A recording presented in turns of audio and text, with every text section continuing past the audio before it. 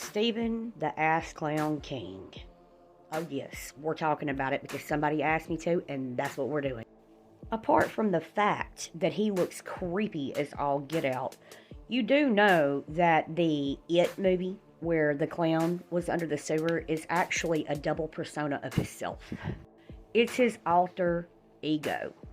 You know, we know about the tunnels. We know about what happens in those tunnels. But we're about to get into it. We're about to get into his history.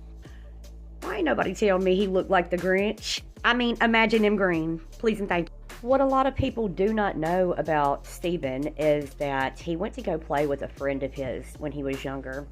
He comes back home. It was by some train tracks. He comes back home. Doesn't remember a thing. His parents find out a few days later that he witnessed, without remembering now, but that he witnessed his friend get hit by a train and ultimately unalive. Now, Mr. King has stated repeatedly that that is not what led him to write in the horror genre the way that he does.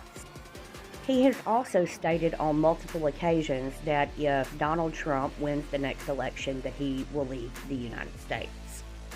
I mean, you know, I grew up watching movies like Stand By Me, which involved a set of train tracks and a teenager named Ray Brower. You know, the one where River Phoenix and Corey Feldman played in it? Mm-hmm. And Ray Brower ultimately gets hit by that train in that movie. I don't know how many of you have seen it. And these boys back in the 60s, I want to say early 60s, go looking for his body. So for him to say that, you know, it had no inspiration whatsoever in his writing is a motherfucking lie. Because how do you explain Stand By Me? You know, that movie is one of the first movies that I ever heard the song Stand By Me, and do you know I still love that song to this day? Now, I just want to talk about Corey Feldman for a minute, because Corey Feldman is ultimately one of the first people that ever came out about what happened to his best friend Corey Haim in Hollywood. And he played the part of Teddy Duchamp in that movie.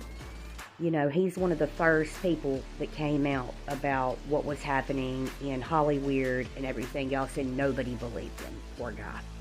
Anyway, back to this fucko.